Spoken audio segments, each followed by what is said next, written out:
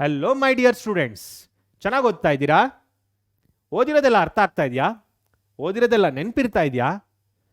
Concept based questions ಕೊಟ್ಟರೆ ನಿಮಗೆ solve ಮಾಡೋಕ್ಕಾಗ್ತಾ ಇದೆಯಾ? ಫಿಸಿಕ್ಸ್, ಕೆಮಿಸ್ಟ್ರಿ, ನಿಮ್ಮ ನೀಟ್ ಎಕ್ಸಾಮ್ಸ್ಗಳಲ್ಲಿ ಬಯಾಲಜಿ ಯೂಶ್ವಲಿ ಸ್ಕೋರ್ ಮಾಡ್ತಾ ಇರ್ತೀರಿ, ರೈಟ್? ಸೊ ಬಯಾಲಜಿ ನಿಮಗೆಲ್ಲ ಇಷ್ಟ ಇರೋ ಸಬ್ಜೆಕ್ಟ್ಸ್. ನೀಟ್ ಎಕ್ಸಾಮ್ಸಲ್ಲಿ ಗ್ರ್ಯಾಂಡ್ ಟೆಸ್ಟ್ಗಳೇನಾದ್ರು ಕೊಡ್ತಾ ಇದ್ರೆ ಬಯಾಲಜಿಲಿ ಯೂಶ್ವಲಿ ಸ್ಕೋರ್ ಮಾಡ್ತಾ ಇರ್ತೀರಿ. ಬಟ್ ಫಿಸಿಕ್ಸ್ ಮತ್ತು ಕೆಮಿಸ್ಟ್ರಿ ಆ್ಯಂಡ್ ನಿಮಗೆ KCET ಅಥವಾ ಮೇನ್ಸ್ ಆಸ್ಪಿರೆಂಟ್ಸ್ ಆಗಿದ್ರೆ ಅಥವಾ ಅಡ್ವಾನ್ಸ್ಡ್ ಆಸ್ಪಿರೆಂಟ್ಸ್ ಆಗಿದ್ರೆ ಮ್ಯಾಥಮೆಟಿಕ್ಸಲ್ಲಿ ಕೂಡ ಈ ಪ್ರಾಬ್ಲಮ್ಸ್ಗಳನ್ನ ಫೇಸ್ ಮಾಡ್ತಾ ಇರ್ತೀರಿ. ಏನೋ ಪ್ರಾಬ್ಲಮ್ ಅಂದರೆ ಕಾನ್ಸೆಪ್ಷುಯಲ್ ಬೇಸ್ಡ್ ಕ್ವಶನ್ಸ್ ಕೊಟ್ಟರೆ ಅದನ್ನು ಸಾಲ್ವ್ ಮಾಡೋದಕ್ಕೆ ಕಷ್ಟ ಆಗ್ತಿರತ್ತೆ ನಿಮಗೆ. ಯಾವ ಕಾನ್ಸೆಪ್ಟ್ ಇದು, ಇದಕ್ಕೆ ಯಾವ ಫಾರ್ಮುಲಾ ಅಪ್ಲೈ ಮಾಡಬೇಕು, ಹೇಗಿದನ್ನು ಸಾಲ್ವ್ ಮಾಡೋದು, ಈ ರೀತಿಯೆಲ್ಲ ಪ್ರಾಬ್ಲಮ್ಸ್ಗಳನ್ನ ತುಂಬಾ ಫೇಸ್ ಮಾಡ್ತಾ ಇರ್ತೀರಾ. As I am a teacher, I have seen many students facing this problem. And ನಾನು ಕೂಡ ಸ್ಟೂಡೆಂಟ್ ಆಗಿದ್ದಾಗ, ಈಗಲೂ ಕೂಡ ಸ್ಟೂಡೆಂಟೇನೆ. So when I was studying ನನಗೆ ಈ ಪ್ರಾಬ್ಲಮ್ಸ್ಗಳು ಫೇಸ್ ಮಾಡ್ತಾನೆ ಇದ್ದೆ. ನನಗೂ ಕೂಡ ಓದಿದ್ರೆ ಅರ್ಥ ಆಗ್ತಿರ್ಲಿಲ್ಲ. ಕಾನ್ಸೆಪ್ಷುಯಲ್ ಬೇಸ್ಡ್ ಕ್ವಶನ್ಸ್ ಬಂದಾಗ I was just cracking my head. ಏನು ಕಾನ್ಸೆಪ್ಟ್ ಅಪ್ಲೈ ಮಾಡೋದು, ಯಾವ ಕಾನ್ಸೆಪ್ಟ್ ಅಪ್ಲೈ ಮಾಡಿದ್ರೆ ನನಗೆ ಆನ್ಸರ್ ಸಿಗುತ್ತೆ, ಈ ರೀತಿ ಎಲ್ಲ ನನಗೆ ತುಂಬಾ ಪ್ರಾಬ್ಲಮ್ಸ್ಗಳನ್ನ ಫೇಸ್ ಮಾಡ್ತಾ ಇದ್ದೆ. So at that particular time I came across one particular method, that is Richard Feynman Technique for better understanding. ಈ ಟೆಕ್ನಿಕ್ ಏನು ಅಂತ ತಿಳ್ಕೊಂಡಾದ್ಮೇಲೆ students, most of my problems or 99% of my problems are far away from me now. So ಈಸಿಯಾಗಿ ಈಗ students ನಾನು ಒಂದು problem ಕೊಟ್ಟಾಗ ನಾನೇನಾದರೂ ಆ ಕಾನ್ಸೆಪ್ಟ್ನ ಓದಿದ್ರೆ definitely I can apply it students. So apply ಮಾಡಿ ನಾನು ಅದನ್ನು ಆನ್ಸರ್ ಫೈಂಡ್ ಔಟ್ ಮಾಡೋ ಕೆಪಾಬಿಲಿಟಿನ ಬೆಳೆಸ್ಕೊಂಡಿದ್ದೀನಿ. ಹಾಗಾದರೆ ನೀವು ಕೂಡ ಅದನ್ನು ಆ ಕೆಪಾಸಿಟಿನ ಬೆಳೆಸ್ಕೋಬೇಕಾ? ಸೊ ನೀವು ಕೂಡ ಒಂದು ಕಾನ್ಸೆಪ್ಚುಯಲ್ ಪ್ರಾಬ್ಲಮ್ಸ್ ಕೊಟ್ಟಾಗ ಅದನ್ನು ಅರ್ಥ ಮಾಡ್ಕೊಳ್ಳೋದು ಹೇಗೆ ಅಂತ ಗೊತ್ತಾಗಬೇಕಾ? Then come students, we shall see what is that Richard Feynman technique for better understanding. And first of all, who is Richard Feynman? ಯಾರು ಅವರು ರಿಚರ್ಡ್ ಫೀಮನ್ ಅಂತಂದ್ರೆ ಅಂತ ತಿಳ್ಕೊಳ್ಳೋಕೆ ಹೋಗೋಣ. Okay, so students, let us see first who is Richard Feynman. So Richard Feynman is a Nobel prize winner in the field of physics. So ಅವರ videos ಕೂಡ ನಿಮಗೆ ಯೂಟ್ಯೂಬಲ್ಲಿ ಸಿಗುತ್ತೆ students. You can get number of videos about him.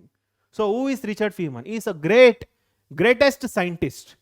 Okay, and he has got Nobel Prize in the field of physics. ಅಷ್ಟೇ ಅಲ್ಲ students, he has worked in the field of quantum mechanics. So quantum mechanics ಅನ್ನೋ ಒಂದು field ಮೇಲೆ work ಮಾಡಿದ್ದಾರೆ. That comes in the it is a part of the physics once again. And next ಅವರು particle physics ಮೇಲೆ ಕೂಡ work ಮಾಡಿದ್ದಾರೆ. And students, ಅವರು quantum computing ಮೇಲೆ ವರ್ಕ್ ಮಾಡಿದ್ದಾರೆ. ಆ್ಯಂಡ್ ಈ is the person who introduced the concept of nanotechnology. So nanotechnology students ಇತ್ತೀಚೆಗೆ ತುಂಬಾ ಕಡೆ ಯೂಸ್ ಮಾಡ್ತಾ ಇದ್ದಾರೆ. It is the technology used in many fields now and it was introduced by Richard Feynman. So he has done this fabulous work. But ಅವ್ರು ಏನು ಹೇಳ್ತಾರೆ ಗೊತ್ತಾ?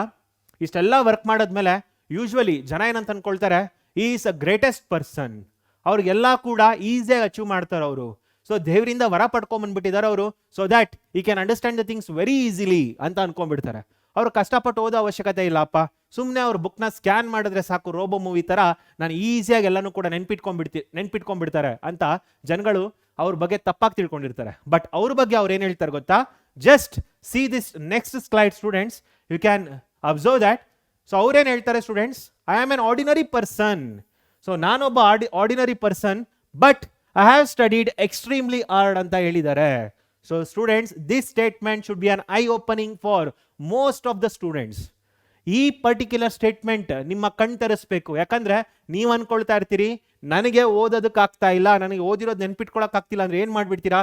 Book ಮುಚ್ಚಿಟ್ಬಿಡ್ತೀರಾ, mobile ಇಟ್ಕೊಳ್ತೀರಾ, ಇಲ್ಲ ಬುಕ್ ಮುಚ್ಚಿಡ್ತೀರಾ, ಮಲ್ಕೊಳ್ತೀರಾ, ಇಲ್ಲ ಅಂತಂದ್ರೆ ಫ್ರೆಂಡ್ಸ್ ಜೊತೆ ಮಾತಾಡೋದಕ್ಕೆ ಇಲ್ಲ ಆಟ ಆಡೋದಕ್ಕೆ ಹೋಗ್ತೀರಾ, ರೈಟ್? ಬಟ್ ಕಷ್ಟಪಟ್ಟು ಓದೋದಿಲ್ಲ, ಹೌದಲ್ಲ? ಸೊ ಕಷ್ಟಪಟ್ಟು ಓದಬೇಕಾದ್ರೆ ನಿಮಗೆ ಒಂದು ಟೆಕ್ನಿಕ್ ಗೊತ್ತಿರಬೇಕು ಸ್ಟೂಡೆಂಟ್ಸ್. ಆ ಟೆಕ್ನಿಕ್ ಗೊತ್ತಿಲ್ಲ ಅಂತಂದ್ರೆ ನಿಮಗೆ ಕಷ್ಟಪಟ್ಟು ಎಷ್ಟೇ ಓದಿದ್ರು ಕೂಡ ರಿಸಲ್ಟ್ ಸಿಗ್ತಿರಲ್ಲ. ಇದನ್ನ ಕೂಡ ತುಂಬಾ ಜನ ಸ್ಟೂಡೆಂಟ್ಸ್ ಫೇಸ್ ಮಾಡ್ತಾ ಇರ್ತೀರಾ. ಬುಕ್ ಮುಂದೆ ನಾನು 2 hours 3 hours ಕೂತ್ಕೊಂಡು ಓದ್ತೀನಿ ಸರ್, ಬಟ್ ನಾಳೆ ಬುಕ್ ತೆಗೆದು ನೋಡಿದ್ರೆ ನಾನು ಏನು ಓದಿದ್ದೆ ಅನ್ನೋದು ನೆನಪಿರೋದಿಲ್ಲ.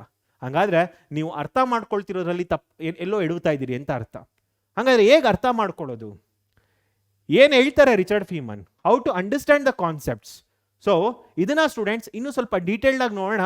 ಅವರು ಯಾವ ಸ್ಟೆಪ್ಸ್ಗಳನ್ನ ಫಾಲೋ ಮಾಡೋದಕ್ಕೆ ಹೇಳ್ತಾರೆ, so that we can understand the concepts in a very good way.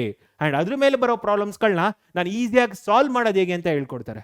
And ಅವರ ವಿಡಿಯೋಸ್ ನೋಡಿದಾಗ ಅವ್ರು ಒಂದು ಕಡೆ ಹೇಳ್ತಾರೆ, usually is a physicist, but ನೆನಪಿರ್ಲಿ, ಒಬ್ಬ ಫಿಸಿಕ್ಸ್ ಲೆಕ್ಚರರ್ ಆಗಬೇಕಂದ್ರೆ, ಒಬ್ಬ ಸೈಂಟಿಸ್ಟ್ ಆಗಬೇಕಂದ್ರೆ he should also be good at mathematics. So usually this is true with every physicist.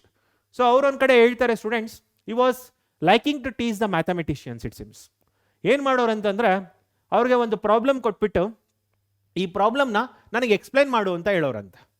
So ಪ್ರಾಬ್ಲಮ್ನ solve ಮಾಡು ಅಂತ ಹೇಳ್ತಿರ್ಲಿಲ್ಲ, ಪ್ರಾಬ್ಲಮ್ನ ಎಕ್ಸ್ಪ್ಲೈನ್ ಮಾಡು ಅಂತ ಹೇಳೋರಂತ. ಆ್ಯಂಡ್ ಆ ಪರ್ಟಿಕ್ಯುಲರ್ ಫ್ಯಾಕಲ್ಟಿ, ಆ ಪರ್ಟಿಕ್ಯುಲರ್ ಮ್ಯಾಥಮೆಟಿಷಿಯನ್ ಏನಾದರೂ ಕಷ್ಟಪಡ್ತಿದ್ರೆ ಇವ್ರು ಅದನ್ನು ನೋಡಿ ತಮಾಷೆ ಪಡೋರಂತೆ. ಸೊ ಈ was just finding it funny if a mathematician is not able to teach him properly or explain him properly. ಹಂಗಾದ್ರೆ ಅವ್ರು ಹೇಳ್ತಾರೆ, ಯಾಕಾಗಿ ಆ ಮ್ಯಾಥಮೆಟಿಷಿಯನ್ ಅಷ್ಟೇ ಅಲ್ಲ, ಒಬ್ಬ ಲೆಕ್ಚರರ್ ಅಂತ ಬರಲಿ, ಒಬ್ಬ ಸ್ಟೂಡೆಂಟ್ ಅಂತ ಬರಲಿ, ಯಾಕೆ ಅವ್ರಿಗೆ ಆ ಕಾನ್ಸೆಪ್ಟ್ನ ಎಕ್ಸ್ಪ್ಲೈನ್ ಮಾಡೋದಕ್ಕಾಗಲ್ಲ ಅನ್ನೋದಕ್ಕೆ ಅವರೊಂದು ಬ್ಯೂಟಿಫುಲ್ ಕಾರಣ ಕೊಡ್ತಾರೆ. ಯಾಕಂದ್ರೆ ಅವ್ರಿಗೆ ಅರ್ಥ ಆಗಿಲ್ಲ, ಆ ಕಾರಣಕ್ಕೆ ಅವರು ಇನ್ನೊಬ್ರಿಗೆ ಎಕ್ಸ್ಪ್ಲೈನ್ ಮಾಡೋದಕ್ಕೆ ಕಷ್ಟಪಡ್ತಾ ಇದ್ದಾರೆ. ಯೂಶ್ವಲಿ ನೋಡ್ತಾ ಇರ್ತೀರಾ, ನಿಮ್ಮ ಫ್ರೆಂಡ್ಸ್ಗಳನ್ನ ಏನಾದ್ರು ಈ ಕಾನ್ಸೆಪ್ಟ್ ಏನು ಅಂತ ಹೇಳಿದ್ರೆ ಬುಕ್ಕಲ್ಲಿರೋಂಗೆ ಹೇಳೋಕೆ ಟ್ರೈ ಮಾಡ್ತಾರೆ. ಇದು ನನಗೆ ಅರ್ಥ ಆಗೋಂಗೆ ಹೇಳಪ್ಪ ಅಂತಂದ್ರೆ ಅವ್ರು ನಿಮ್ಗೆ ಹೇಳೋದು ಕಷ್ಟಪಡ್ತಿರ್ತಾರೆ. ಯಾಕಂದ್ರೆ ಫಸ್ಟ್ ಆಫ್ ಆಲ್ ಅವ್ರಿಗೆ ಅರ್ಥ ಆಗಿರೋದಿಲ್ಲ. ಸೊ ಅವ್ರು ಹೇಳೋದೇನಂತಂದ್ರೆ, ನಿನಗೆ ಅರ್ಥ ಆಗಿದ್ರೆ ಖಂಡಿತ ನೀನು ಅದನ್ನ ಸಿಂಪ್ಲರ್ ಲ್ಯಾಂಗ್ವೇಜಲ್ಲಿ ಎಕ್ಸ್ಪ್ಲೇನ್ ಮಾಡೋಕ್ಕೆ ಸಾಧ್ಯ ಆಗುತ್ತೆ. Okay, so this is what ಈ ಟೆಲ್ ಸ್ಟೂಡೆಂಟ್ಸ್. ಸೊ ನಾನು ಏನಾದರೂ ಓದ್ತಾ ಇದ್ದೀನಿ ಅಂತಂದ್ರೆ ನಾನು ಅರ್ಥ ಮಾಡ್ಕೊಂಡು ಓದಬೇಕು, ಬಯಾಟ್ ಮಾಡಬಾರ್ದು. I should not depend on my memory to write the exam ಅನ್ನೋ ರೀತಿ ಹೇಳ್ತಾರೆ ಅವರು. So it was completely against rote memorization. Okay, so ಅವ್ರು ಏನು ಹೇಳ್ತಾರೆ ಅಂತ ನೆಕ್ಸ್ಟ್ ಸ್ಲೈಡಲ್ಲಿ ನೋಡೋಣ ಸ್ಟೂಡೆಂಟ್ಸ್ ನಾವು. So students, it's a 4-step process. So there are 4 steps in this, students, for understanding any concept.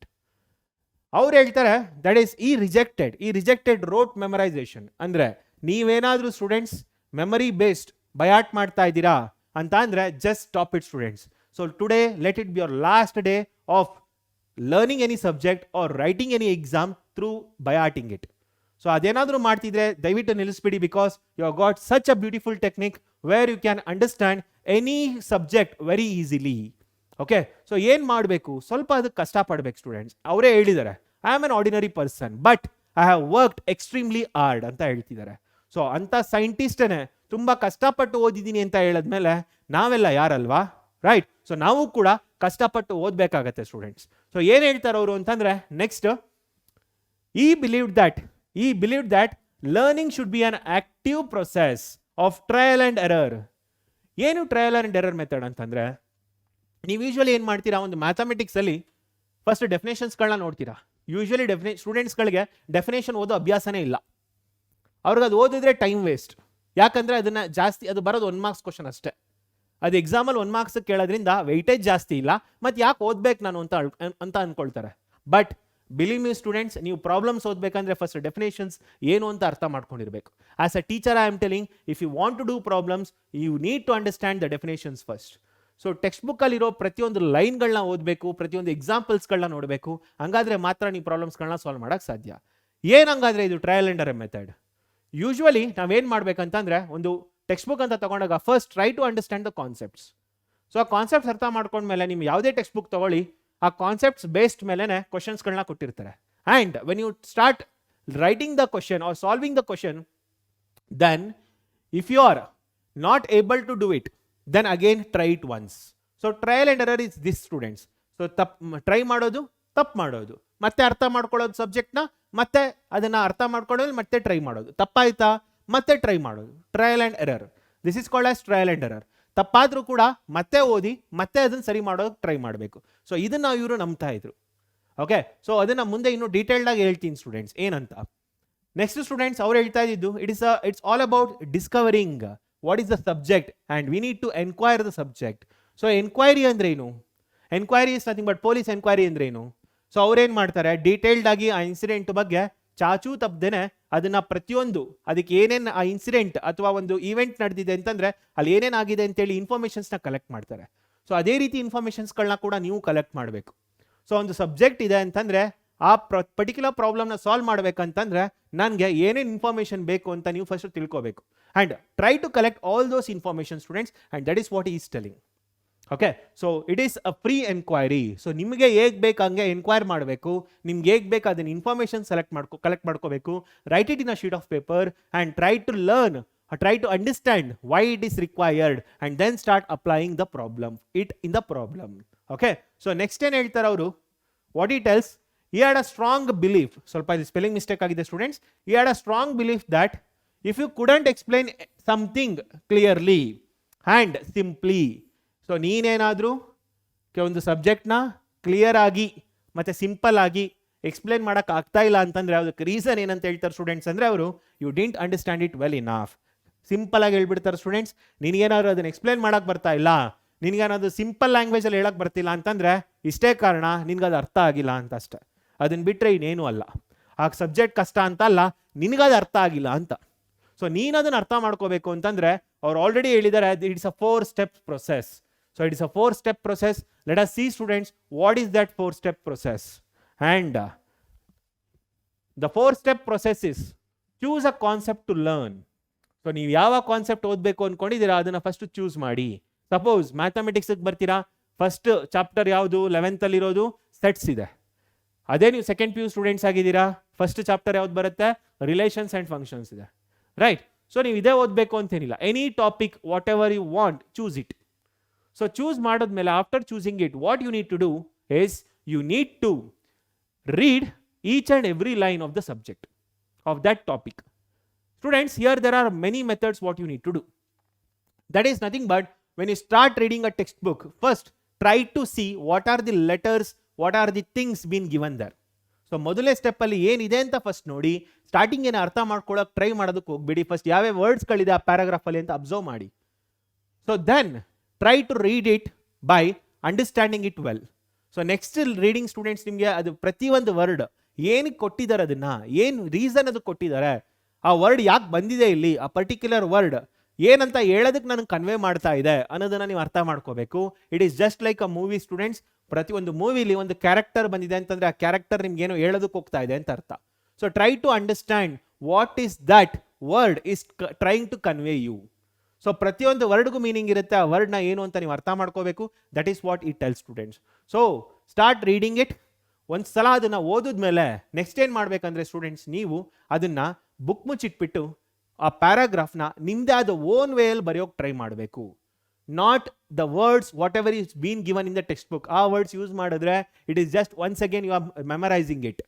So ನೀವು ಅಲ್ಲಿರೋ ವರ್ಡ್ಸ್ಗಳನ್ನ ಚಾಚೂ ತಪ್ಪದೇನೆ ಬರೆಯೋಕೆ ಹೋಗ್ತಾ ಇದ್ದೀರಾ ಅಂತಂದರೆ you are memorizing it students. You shouldn't memorize. What you need to do your students, you need to write the words in your or the paragraph in your own way. ಈಗ ಕ್ಲಾಸಲ್ಲಿ ಟೀಚರ್ ಬರ್ತಾರೆ, teacher ಬಂದು text ಬುಕ್ಕಲ್ಲಿ ಇರೋಂಗೆ exactly ಹೇಳ್ತಾ ಹೋದ್ರೆ ನೀವೇನಂತ ಹೇಳ್ತೀರಾ, you will tell that the faculty has byhearted it. ಹೌದೋ ಇಲ್ವೋ? ಅದೇ ರೀತಿ ನೀವು ಕೂಡ ಸ್ಟೂಡೆಂಟ್ಸ್ ನೀವೇನಾದ್ರಲ್ಲಿ ಇರೋಂಗೆ ಬರಿತಾ ಇದ್ದೀರಾ ಅಂತಂದರೆ it means that you are byhearting it, you are not understanding it. So ನಿಮ್ಮದೇ ಆದ ಓನ್ ವರ್ಡ್ಸಲ್ಲಿ ಬರೆಯೋಕೆ ಹೋದಾಗ ಆಗ ನಿಮ್ಗೆ ಅರ್ಥ ಆಗಿದೆ ಅಂತ ಅರ್ಥ. ಸೊ ನೀವು ಮೂವಿ ನೋಡ್ಕೊಂಡು ಬರ್ತೀರಾ, ನಿಮ್ಮ ಫ್ರೆಂಡ್ಗೆ scene to scene, dialogue to dialogue ಹೇಳ್ತೀರಾ? ಇಲ್ಲ. ನೀವೇನು ಮಾಡ್ತೀರಾ, you will try to tell the story in your own way. ಅದೇ ರೀತಿ ಸ್ಟೂಡೆಂಟ್ಸ್ ಆ ಪ್ಯಾರಾಗ್ರಾಫ್ ಏನು ಹೇಳಕ್ಕೆ ಕೊಟ್ಟಿದೆ ಅನ್ನೋದನ್ನು ನಿಮ್ಮ ಓನ್ ವೇಯಲ್ಲಿ ಹೇಳಬೇಕು. Okay, then you will tell that teach it to yourself or someone else. So first ಓದ್ತೀರಾ, ಸುಮ್ಮನೆ ಆ ಪ್ಯಾರಾಗ್ರಾಫ್ನ ಓದ್ಕೊಂಡು ಬರ್ತೀರಾ, ಓದಿದ್ಮೇಲೆ ಏನು ಮಾಡಬೇಕು, ಅದನ್ನು ನೆಕ್ಸ್ಟ್ ಅರ್ಥ ಮಾಡ್ಕೊಳ್ಳೋಕೆ ಟ್ರೈ ಮಾಡಬೇಕು. ಮೂರನೇ ಸ್ಟೆಪ್ ಏನು, ಆ ಬುಕ್ನ ಮುಚ್ಚಿಟ್ಬಿಟ್ಟು ಆ ಪ್ಯಾರಾಗ್ರಾಫ್ನ ನಿಮ್ಮದೇ ಅದು ಓನ್ ವೇಯಲ್ಲಿ ಬರೆಯೋಕೆ ಟ್ರೈ ಮಾಡಬೇಕು. Very important step is the next step, that is, so ಮೊದಲನೇದು students choose a concept to learn. ಅದು ಮೊದಲನೇ ಸ್ಟೆಪ್ಪಲ್ಲಿ ಫಸ್ಟ್ 3 ಸಬ್ ಸ್ಟೆಪ್ ಬಂತು. ಯಾವ್ದು? Read it, understand it, write it in your own words. ಅದಾದ್ಮೇಲೆ ಸೆಕೆಂಡ್ ಸ್ಟೆಪ್ಗೆ ಬರ್ತೀವಿ, teach it to yourself or someone else. ಇದನ್ನ ನೀವೇ ನಿಮಗೆ ಹೇಳ್ಕೊಳಕ್ಕೆ ಟ್ರೈ ಮಾಡಿ. Just close your eyes or sit in front of a paper and then start imagining that you are teaching someone and start teaching it, students.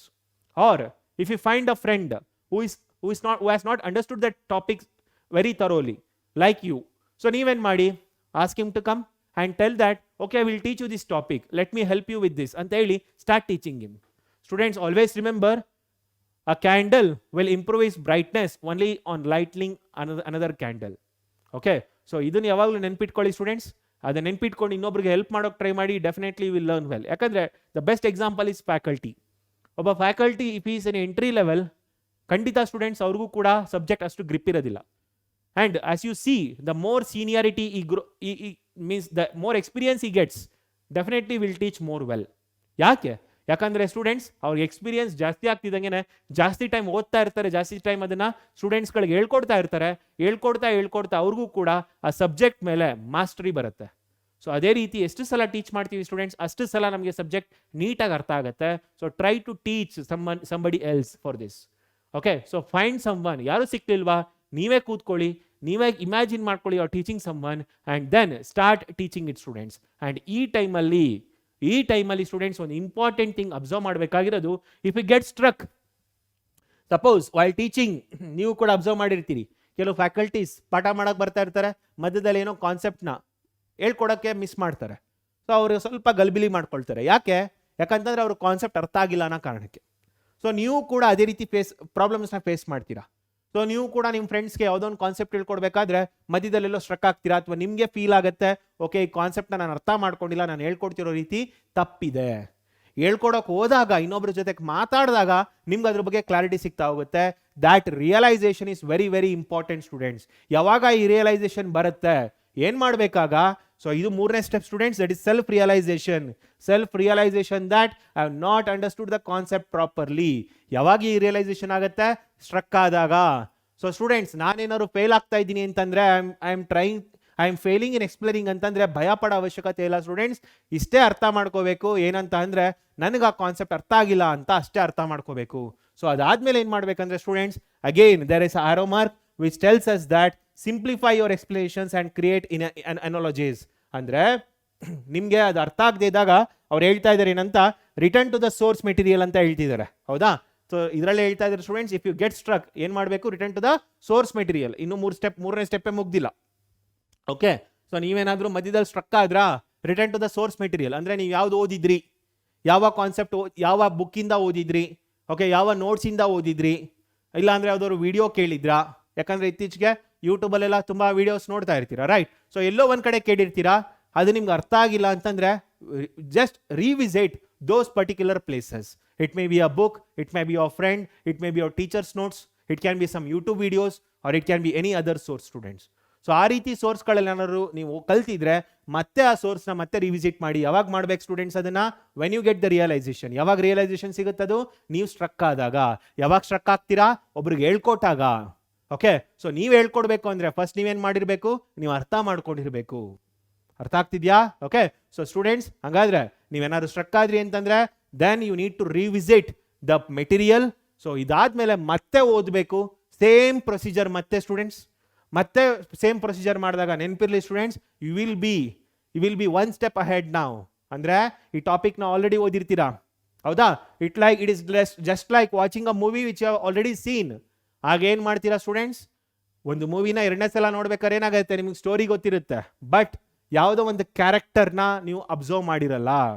ಆ character observe ಮಾಡದಿರೋದ್ರಿಂದ ನಿಮಗೆ ಪೂರ್ತಿ story ಅರ್ಥ ಆಗಿರೋದಿಲ್ಲ ಅಥವಾ ಕನ್ಫ್ಯೂಷನ್ಸ್ ಇರುತ್ತೆ. ಓಕೆ, ಸೊ ಈಗ ಏನು ಮಾಡ್ತೀರಾ, ಆ ಕ್ಯಾರೆಕ್ಟರ್ನ ಹುಡುಕಕ್ಕೆ ಶುರು ಮಾಡ್ತೀರಾ. ಆ ಕ್ಯಾರೆಕ್ಟರ್ ಕಾಣಿಸಿದ ತಕ್ಷಣ ಓಕೆ ಇಲ್ಲಿದ್ದಾನೆ ನೋಡಿ ಕ್ಯಾರೆಕ್ಟರ್, ಈ ಕ್ಯಾರೆಕ್ಟರ್ ಮಿಸ್ ಆಗಿದ್ದ, ನನಗೆ ಈ ಕ್ಯಾರೆಕ್ಟರ್ ಸಿಕ್ದ, ಇಟ್ಕೊಂಡ್ರಿ. ನೆಕ್ಸ್ಟ್ ಏನು ಮಾಡ್ತೀರಾ, ಪ್ರಾಬ್ಲಮ್ನ ಸಾಲ್ವ್ ಮಾಡೋಕ್ಕೆ ಈಸಿ ಆಗುತ್ತೆ ನಿಮಗೆ ಸ್ಟೂಡೆಂಟ್ಸ್. ಓಕೆ, ಸೊ ಹಂಗಾದ್ರೆ ಸ್ಟೂಡೆಂಟ್ಸ್ ನೀವೇನು ಮಾಡ್ತೀರಾ next, so return to the source and source material. If you are struck, so revisit the concept, ಮತ್ತೆ ಓದಿ, ಮತ್ತೆ ನೋಟ್ಸ್ ಮಾಡಿ, ಮತ್ತೆ ಏನು ಮಾಡಬೇಕು, ಫ್ರೆಂಡ್ಸ್ಗಳಿಗೆ ಎಕ್ಸ್ಪ್ಲೇನ್ ಮಾಡಿ, ಅಲ್ಲ ನಿಮಗೆ ನೀವೇ ಎಕ್ಸ್ಪ್ಲೇನ್ ಮಾಡಿ. ಡೆಫಿನೆಟ್ಲಿ ಸ್ಟೂಡೆಂಟ್ಸ್ ಈ ಟೈಮಲ್ಲಿ ನೀವು ಸ್ಟ್ರಕ್ ಆಗಲ್ಲ. ಮತ್ತೆ ಸ್ಟ್ರಕ್ ಆದ್ರ then repeat the procedure.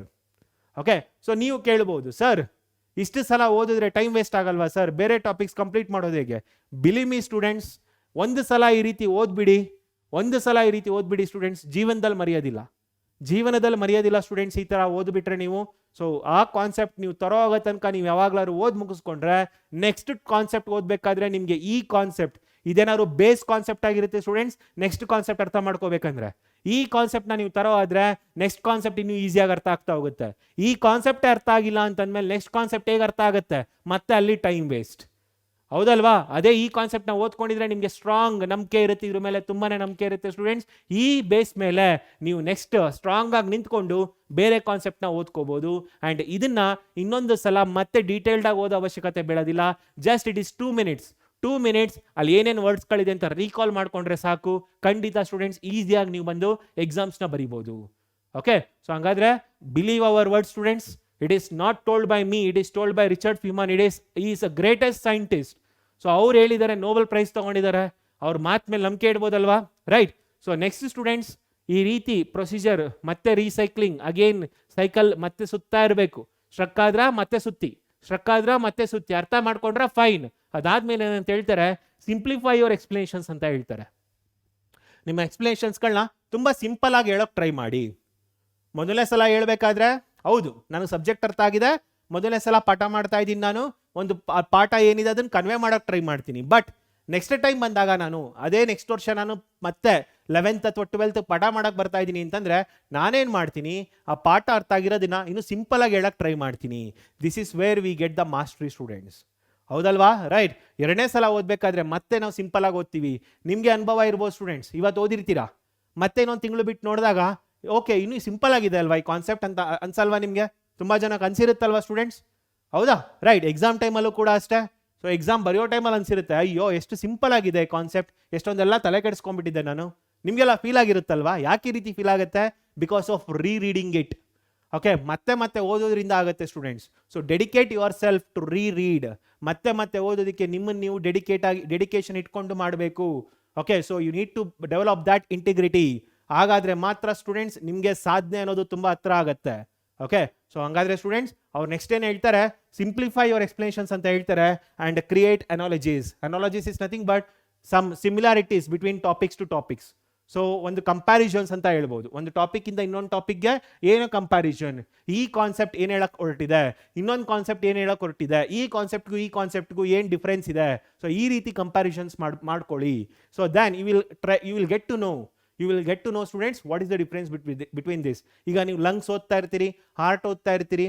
Okay, so heart ಓದ್ಬೇಕಾದ್ರೆ ಬರೀ ಹಾರ್ಟ್ ಮಾತ್ರ ತಲೆಯಲ್ಲಿರುತ್ತೆ, ಲಂಗ್ಸ್ ಮಾತ್ರ ತಲೆಯಲ್ಲಿರುತ್ತೆ. ಎರಡೂ ಓದಿ ಅರ್ಥ ಮಾಡ್ಕೊಂಡ್ಮೇಲೆ ನಿಮ್ಗಾಗ ಫಂಕ್ಷನಿಂಗ್ ಬಗ್ಗೆ ಡಿಫ್ರೆನ್ಸ್ ಗೊತ್ತಾಗ್ತಾ ಹೋಗುತ್ತೆ. ಹೌದಲ್ವಾ, ರೈಟ್? ಹಾರ್ಟ್ ಏನು ಫಂಕ್ಷನ್ ಮಾಡುತ್ತೆ, ಲಂಗ್ಸ್ ಏನು ಫಂಕ್ಷನ್ ಮಾಡುತ್ತೆ, ಕಿಡ್ನಿ ಏನು ಫಂಕ್ಷನ್ ಮಾಡುತ್ತೆ ಅಂತ ಡಿಫ್ರೆನ್ಸ್ ಗೊತ್ತಾಗ್ತಾ ಹೋಗುತ್ತೆ. That is very important. ಅದನ್ನ ಹೇಳ್ತಾ ಇದ್ದಾರೆ ಸ್ಟೂಡೆಂಟ್ಸ್. ಒಂದು ಸಲ ಜಸ್ಟ್ ಹಾರ್ಟ್ ಓದಿದ್ದೀನಿ, ಹಾರ್ಟ್ ಮಾತ್ರ ನೆನ್ಪಿಟ್ಕೊಳ್ತೀನಿ, ಲಂಗ್ಸ್ ಓದಿದ್ದೀನಿ, ಲಂಗ್ಸ್ ಮಾತ್ರ ನೆನ್ಪಿಟ್ಕೊಳ್ತೀನಿ ಅನ್ನೋ ತಪ್ಪಾಗುತ್ತೆ. ಸೊ ಅದಾದ್ಮೇಲೆ ಏನು ಮಾಡ್ಬೇಕು, ಕಂಪ್ಯಾರಿಸನ್ ಶುರು ಮಾಡಬೇಕು. ಆಗ ನಿಮಗೆ ಇನ್ನೂ ಬೆಟರ್ ಅಂಡರ್ಸ್ಟ್ಯಾಂಡಿಂಗ್ ಸಿಗ್ತಾ ಹೋಗುತ್ತೆ. So that is what is telling students. Next, so whatever you has told here I just given it as a note students ಅಷ್ಟೇ, ಇನ್ನೇನಿಲ್ಲ. ಸೊ ಅವ್ರೇನು ಹೇಳಿದ್ದಾರೆ, select a topic you are interested in learning about and write it at the top of the blank page in a notebook. So ನೀವು ಯಾವ concept ಓದಬೇಕು ಅಂದ್ಕೊಂಡಿದ್ದೀರಾ ಅದನ್ನ ಒಂದು ಖಾಲಿ ಶೀಟ್ ಇಟ್ಕೊಂಡು ಅದ್ರ ಮೇಲೆ ಫಸ್ಟ್ ಬರೀರಿ. That should be your starting point. ಅದಾದ್ಮೇಲೆ ನಾನು ಹೇಳಿದ್ದೀನಿ students, read it, understand it, write it in your own words. So this all includes in the first step itself. Next ಸ್ಟೆಪ್ಪಲ್ಲಿ ಏನು ಹೇಳ್ತಾರೆ ಸ್ಟೂಡೆಂಟ್ಸ್ ಅವರು, teach it to yourself or summon else. So ನೀವು ಇದನ್ನ ಇನ್ನೊಬ್ರಿಗೆ teach ಮಾಡೋಕೆ try ಮಾಡಿ. ಯಾರೂ ಸಿಕ್ಲಿಲ್ವಾ, ನಿಮಗೆ ನೀವೇ ಹೇಳ್ಕೊಳಕ್ಕೆ ಟ್ರೈ ಮಾಡಿ. ಓಕೆ, ಸೊ ಏನು ಮಾಡ್ಬೇಕು ಅದಕ್ಕೆ, ಹೇಗೆ ಓದೋದು, write everything you know about a topic. So ಏನು ಗೊತ್ತಿದೆ ಅದೆಲ್ಲನೂ ಬರೆಯೋಕೆ ಟ್ರೈ ಮಾಡಿ. And if you are explaining it to yourself alternatively teach it to someone else. So ಏನಂತ ಹೇಳ್ತಿದ್ದಾರೆ students, write everything you know about a topic. Same students, ಒಬ್ಬ teacher ಹೇಗೆ ಪಾಠ ಮಾಡ್ತಾರೆ ಅದೇ ರೀತಿ ಒಂದು ಬೋರ್ಡ್ ಮೇಲೆ ನಿಮ್ಗೆ ಏನೇನು ಗೊತ್ತಿದೆ ಅದನ್ನು ಬರಿತಾ ಹೋಗ್ತೀವಿ ನಮ್ಮ ಟೀಚರ್ಸ್ಗಳು, ಹೌದಲ್ವಾ? ಅದೇ ರೀತಿ ನೀವು ಕೂಡ ಅಷ್ಟೇ. ಸೊ ನಿಮ್ಗೆ ಏನೇನು ಗೊತ್ತಿದೆ ಅದನ್ನು ಶೀಟ್ ಮೇಲೆ ಬರಿತಾ ಹೋಗಿ, has if you are teaching to somebody else. So obviously students ನಿಮ್ಗಾಗ ಕ್ಲಾರಿಟಿ ಸಿಗುತ್ತೆ.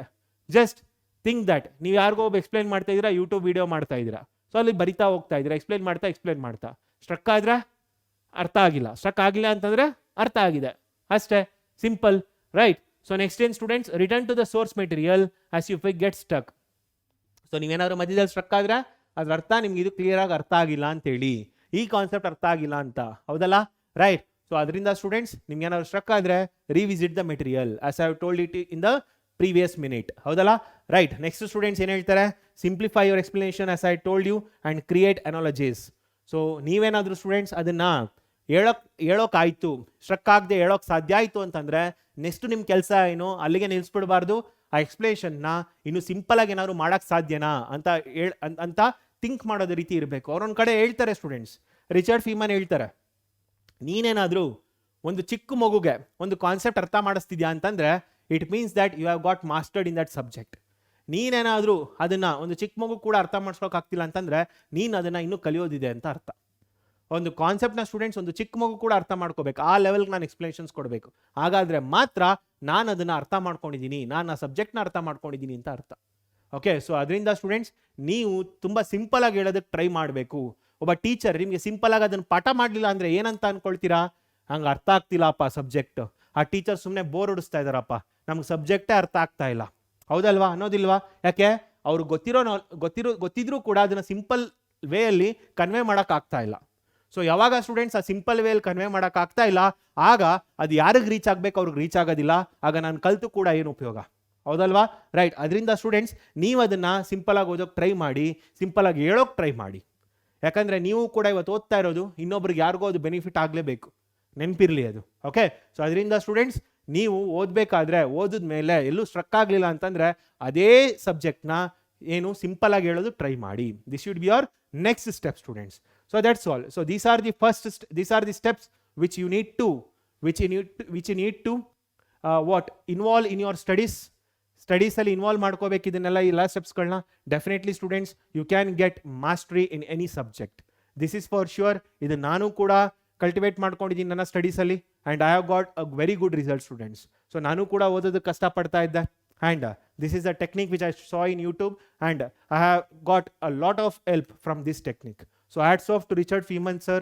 So he is a legend, and he himself tells that I am an ordinary person and I have achieved this much only by hard work. ಅಂದರೆ students hard work ಮಾಡಿದ್ರೆ ಖಂಡಿತ ಏನಾದರೂ achieve ಮಾಡ್ಬೋದು ಅನ್ನೋದಕ್ಕೆ Richard Feynman is a live example, ಹೌದಲ್ಲ? ಹಂಗಾರೆ ಇನ್ಯಾಕೆ ತಡ ಮಾಡ್ತಾ ಇದ್ದೀರಾ ಸ್ಟೂಡೆಂಟ್ಸ್? ವರ್ಕ್ ಮಾಡೋದಕ್ಕೆ ಶುರು ಮಾಡಿ. Chase your dreams, right? Chase your dream students by working very hard and achieve whatever you want. Do not stop until you get succeed students. So ಇದನ್ನು ಹೇಳ್ತಾ ನನ್ನ ಈ ವಿಡಿಯೋನ ಮುಗಿಸ್ತಾ ಇದ್ದೀನಿ ಸ್ಟೂಡೆಂಟ್ಸ್. Thank you. ಮತ್ತೆ ಸಿಗೋಣ ಇನ್ನೊಂದು ವಿಡಿಯೋ ಜೊತೆ.